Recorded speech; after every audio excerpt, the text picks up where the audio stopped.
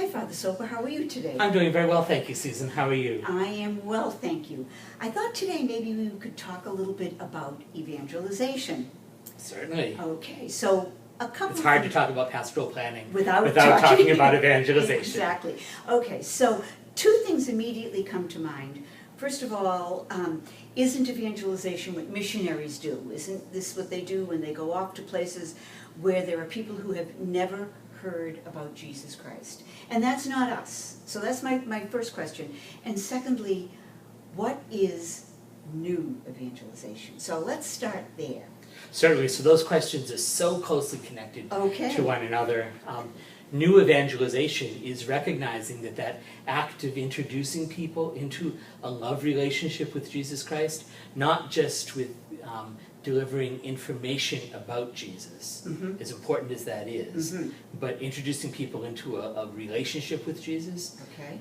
The popes recently have spoken very much about the encounter, the encounter of the Christian soul with the Lord, with Jesus.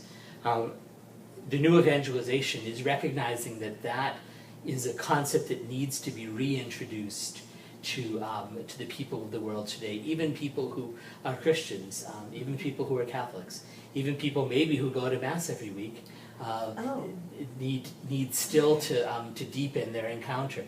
I know that every morning when I wake up, my first prayer to the Lord is, help me find you today, help me to encounter you today. And so the new evangelization first is about me. Okay. I need to be evangelized. I need to deepen my discipleship with Jesus, and then I need to help others to also deepen their discipleship with Jesus. And so it's not just about going out to places where people don't know Jesus, but going to places where people know of Jesus, but maybe haven't had the opportunity to have the closeness of that encounter with Him. And exactly, I see what you mean. It certainly is important to know about Jesus, but it is as important, more important, to know Jesus. Absolutely. Okay. One thing can get me to a place inside of my head, but the second thing gets me to a place inside of my heart. And my relationship with Jesus has to be a thing in my heart. Okay, so I've been reading that the new evangelization is new in zeal and new in ardor and using new materials, which is what we're doing here, using new materials. Do we honestly think, though, that this is going to make a difference in bringing people with us on Sunday who haven't been with us worshiping together? Is this really going to help? Absolutely, because love is a much firmer foundation to build on than obligation. We have, for many years, our cultural reality and our sense of obligation brought people to church, and that was a beautiful thing. And many people went because they were in love, but they went in their love in a context of a sense of obligation and a sense of culture. It's what was done. The sense of obligation is in large part gone now. Many people don't feel that obligation anymore, and certainly the sense of it's what everybody does. We have to admit that that's simply not the case anymore. Most people don't go to church anymore. So when we're rebuilding, we need to rebuild from a place of love. People are drawn to what they love. They take great leaps in their lives to follow that which they love.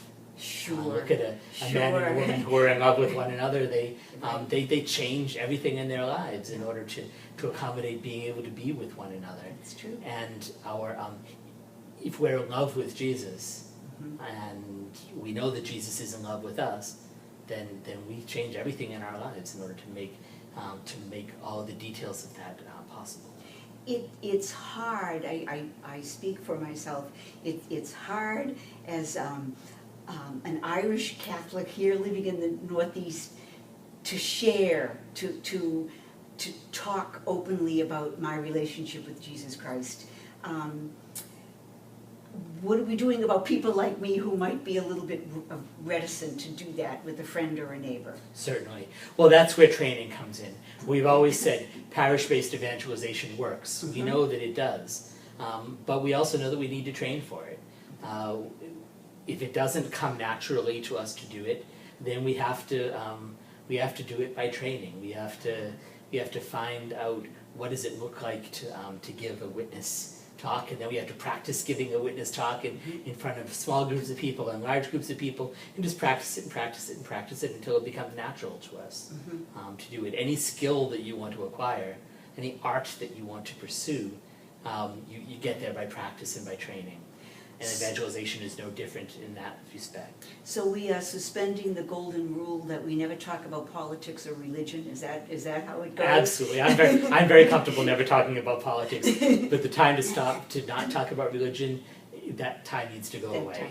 Okay. We need to not ever stop talking about our faith and about the one we're in love with. So, for the last word, if you were to leave us with one thought about evangelization and the new evangelization, what would that be? It would be that Jesus changes our lives. He's changed my life. I know he can change your life. I know he can change if I give witness to that Jesus has changed my life, and why would I not, since he has? If I give witness to that, I am certain that it makes a difference in the world. Wow. Thank you. Lovely. For more information on our pastoral plan, Disciples in Mission, you can go to our website, www.disciplesinmission.com. Thank you. Thank you.